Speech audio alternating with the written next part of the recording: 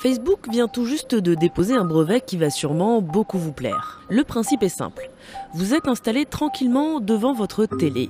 C'est l'heure de la pub et un son inaudible pour l'homme va venir déclencher le micro de votre smartphone et enregistrer votre conversation alors que vous êtes en train de regarder cette pub.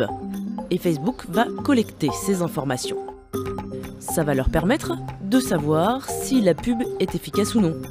Mais est-ce une méthode déjà utilisée? C'est une stratégie qui n'est pas vraiment nouvelle, c'est-à-dire qu'il y a eu pas mal de polémiques aux États-Unis notamment autour des enceintes connectées avec Amazon qui là-bas est leader sur le marché, où on s'est aperçu que même quand l'enceinte était en veille, elle enregistrait des conversations ambiantes alors même que la formule magique pour la déclencher avait pas été prononcée. La Quadrature du Net qui a mis en ligne il n'y a pas très longtemps sur son site une petite vidéo qui était pas mal virale justement, où on voit que derrière ces enceintes vocales qui enregistrent des conversations, il y a des gens comme vous et moi qui retranscrivent toutes ces conversations. Il y a quelques années, c'était encore de la science-fiction. Aujourd'hui, c'est la réalité. Mais Facebook va vraiment l'utiliser?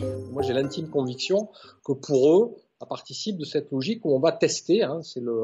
On va voir ce que ça pourrait donner. Si l'opinion et les médias surréagissent, on se calme, on attend. Si ça passe sans déclencher trop de vagues ou que ça se calme au bout de 24 heures, pourquoi pas. On peut essayer de déployer ça tranquillou, mais pas tout de suite. Et comment faire pour que ça n'arrive pas?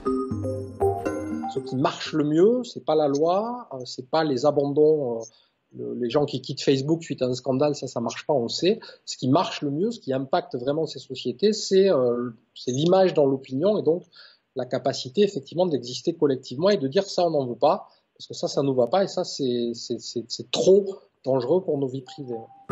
Amazon et Google ont déjà déposé des brevets similaires. Interrogé par France Info, Google a affirmé qu'il n'enregistrait jamais les utilisateurs à leur insu.